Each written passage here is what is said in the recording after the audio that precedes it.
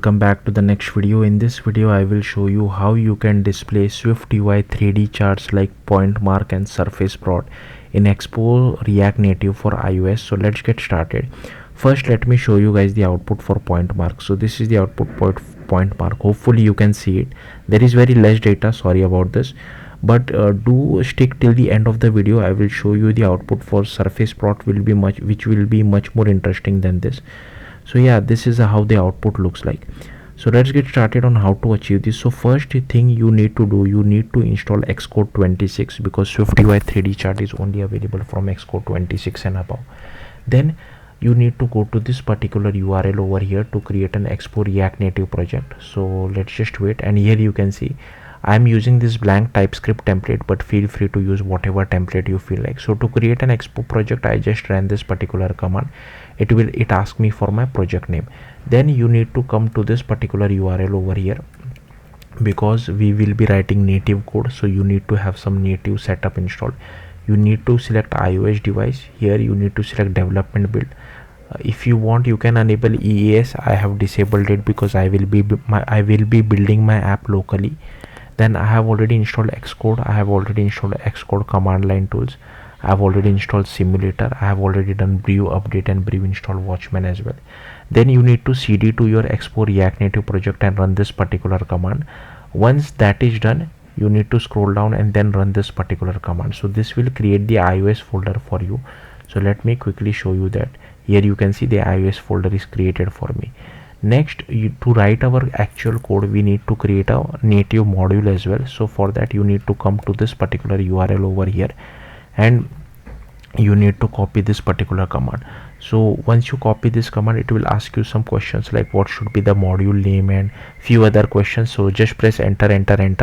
I have kept everything default. I have not changed anything, and once that is done, you should see this module being created over here. So I'll just stop my cheat sheet now.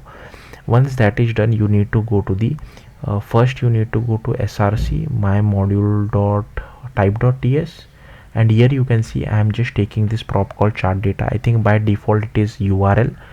Again, in future they might decide to change the template completely, but all I have done is that instead of URL colon string, I have written it as chart data colon string, and I have commented this particular onload event because we don't really need this in our use case. Then you just need to go to iOS and wait, before you go to iOS, let's see how to use it. You need to go to app.tsx. These are the imports which you need to add. Okay, here we are getting the device width. Then we just do my module view, and this is how we pass the data. So you require an ID in whatever data you are passing. You require an ID. Pass the x, y and z value to whatever you feel like. You don't really need a category, but I have passed the category as well, and here are the styles for it as well. Okay, then do not, like, typically when you create the whenever you want to write the native code, you can just go to the iOS folder and create the Swift files, but according to me this is a bad idea because if you directly create these files from VS Code, sometimes it does not get add to the runner. So it's better you create it from Xcode itself. So just go to your Expo project. Okay, go to iOS and double click on this .exe workspace. It will open it for you inside Xcode. Then just go to your Expo app, go to general, and here inside minimum deployment, make sure you at least select iOS 26 over here. Okay, then you can just go to pods, development pods, and just scroll down to whatever is your module name. And here whenever now you want to create a Swift file, so you need to create two Swift files, chart data and my chart view. So you can just right click new empty file and name it as chart data. Do the same thing for my chart view as well. Okay, once these files are created, then you can, if you want, you can go back to VS Code, or if you want, you can do it from Xcode as well. I'll just go back to VS Code because most of you are more comfortable with VS Code. So first you need to go to my module.swift. Here this is an important thing. You have to add this annotation of iOS 26 because SwiftUI 3D charts are only available from iOS 26 and above. Then you need to scroll down, and here you can see I have commented this entire thing out. So in our case the prop is chart data. Okay, and once the data is we get the prop data from prop, we just call show chart, which is a method which I have defined it inside my module view, and I've commented this event thing as well because we are not really using it. Then let's go to my module view.swift. Here again you will see some default code related to web view. You can just delete that code.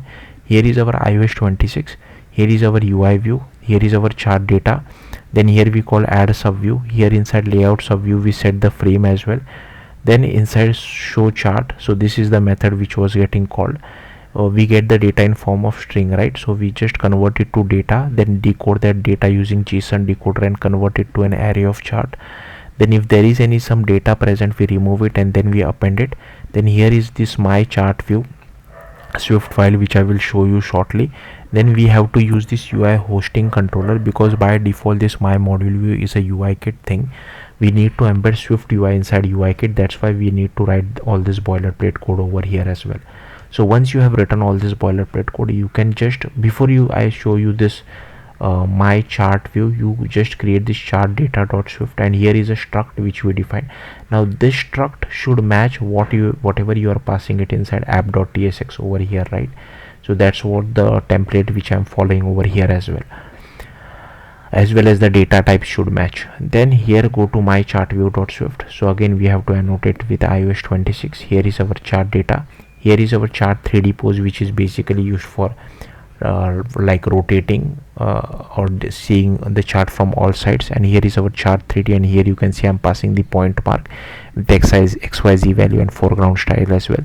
Then we finally use chart axis chart y axis label, y axis label, and z axis label, and chart 3D projection as well, and chart 3D pose. Now coming to surface plot, let me quickly copy this particular code. Okay, and all you need to do is you need to paste it over here. So I'll just remove this. Okay, I'll just use tab and I'll paste it over here. So that's all I need to do, and let me run the application again. I'll just do Control-C to stop it and just run on iOS. So let's just wait for this output to finish. So inside surface plot, basically, okay, sorry, I did a mistake. This should be commented out. This should be commented out as well. Okay, let me just stop this, otherwise I will get unnecessary error. So basically what happens in surface plot is you try to perform some kind of a mathematical calculation. So in my case I'm just performing this mathematical calculation. Now I'm not an expert on this. I have copied this from the iOS documentation, but here you can see there is another mathematical calculation as well.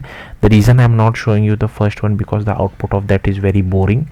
If you want, you can try it on your own. You just have to uncomment this and comment this one out, but I'm just using this one. Okay, so yeah, let's just wait for our output to finish, and once the output is done, I'll just show you guys the code. Feel free to show you guys the demo output. So yeah, feel free to fast forward the video as well, because I won't be editing this one out.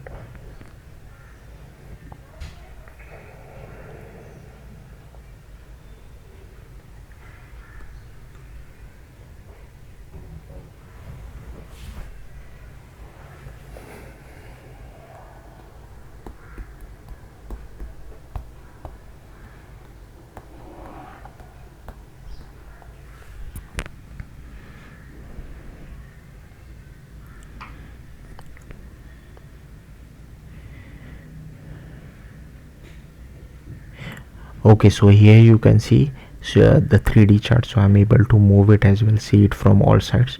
So hopefully you got the point. So yeah, that's it. Thank you for watching. Bye.